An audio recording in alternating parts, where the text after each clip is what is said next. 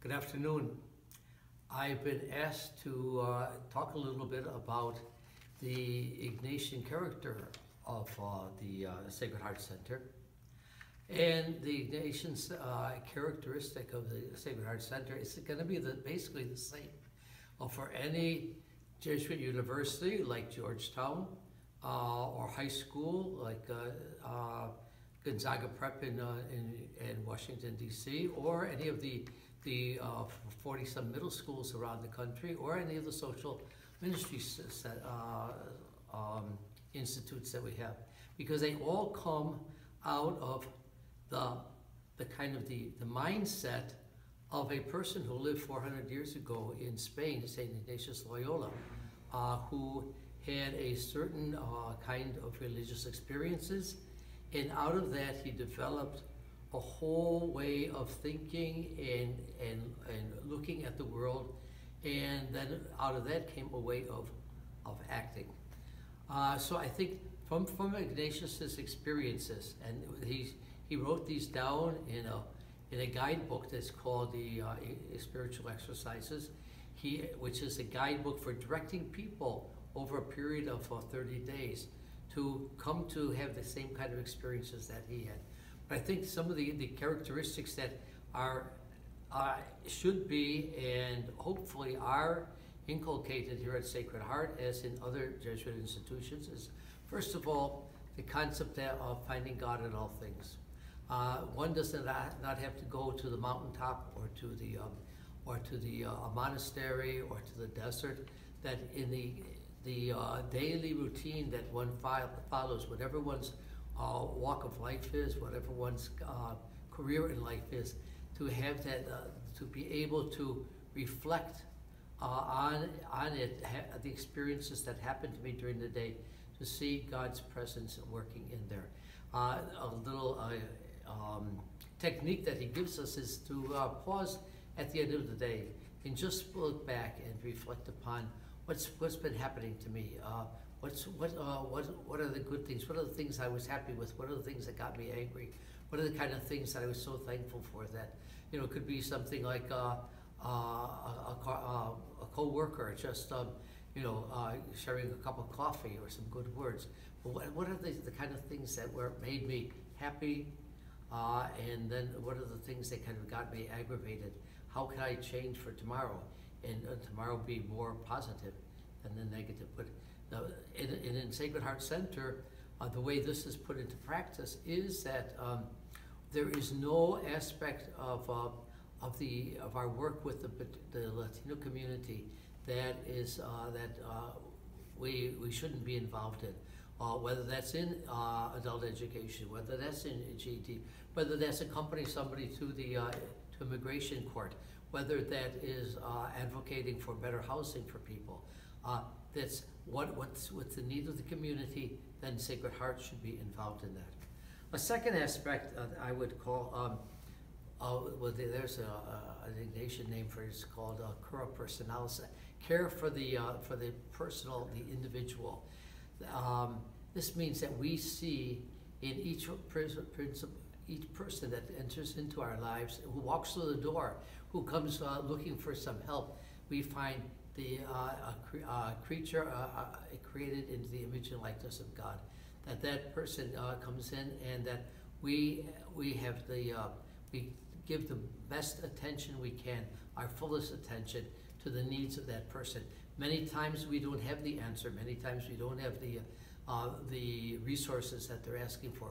But at least we can be compassionate. We can be accompanying. We will be with that person. Put ourselves in solidarity with that person. What if the person needs somebody to go and be an advocate for them, then we go there, because we see the value in each one of the persons. And so many people who walk into our front doors at Sacred Heart, because of the way society has conceived of them, the way they even think about themselves, their self-image, their self-respect is very, very low. And the least that we can do is, as each person who comes in, whether it's to learn English, whether it's to come and to prepare for a citizenship exam, whether it's to to prepare for the to take the GED exam, to accept that person, look at that person. Each one is unique, each one is individual, each one has great gifts and talents that just have to be brought out. And our main framework, our main way of thinking about this is that each one is unique, and so I want to be able to encounter the uniqueness of each one of those people. A third aspect of our Ignatian identity here is we use a Latin word that's called the magis, to strive for excellence, to strive not to just do a good job, but to do a better job. Not just to learn well, but to learn exceedingly well. Always to take it to that higher level. It comes out when we are working with our own students. Just don't expect the minimum of them. But we want to see them really excel. With students in schools, you want them not just to know what's needed in order to get through 5th grade and into middle school, or through 8th grade and get into high school, but you want them to be prepared to do well at the level that they're going to enter into. That's striving for the magis. Always the higher, the greater, the more. Not that we've got to put more burdens on our backs, no, but it's not quantitative more, it's qualitative more. An aspect that's very important for the Ignatian identity is that we are faith doing justice. Some people tend to put these two categories. You know, faith goes as it happens in the church, and then justice is what's done out in the streets.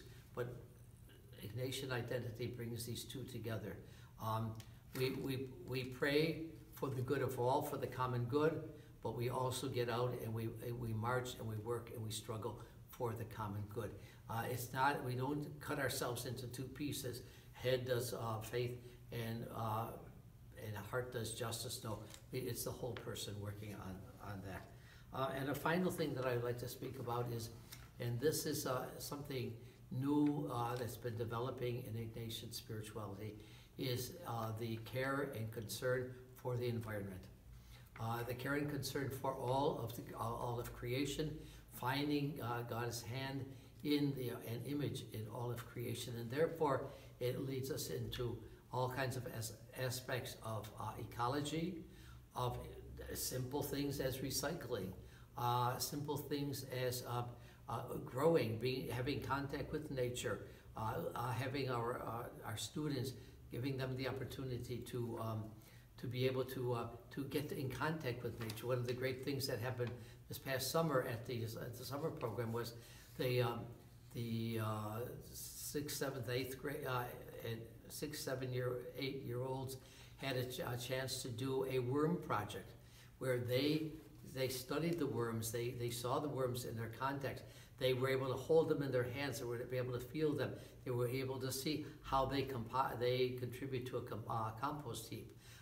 They had that kind of knowledge of nature that you don't get anymore. I can remember times having students who couldn't figure out how how a tomato could come off of a little tomato plant because they've only saw the tomato plants in the supermarkets, or the tomatoes in the supermarket. But the need to have that contact and care for, and which leads into conservation.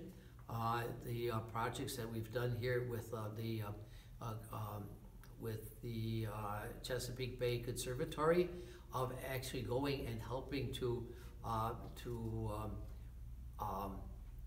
do ecological programs on the Chesapeake Bay, is the kind of thing that should be an essential part of our curriculum. So these are certain ways of acting here, certain focuses that we have based on the Ignatian identity, and this is what we hope that we can, as we plan programs, as we administer programs, as we teach programs, we can constantly have in mind. It's sort of that framework back here that can help to direct everything that we do with the people who come to our doors. So thank you.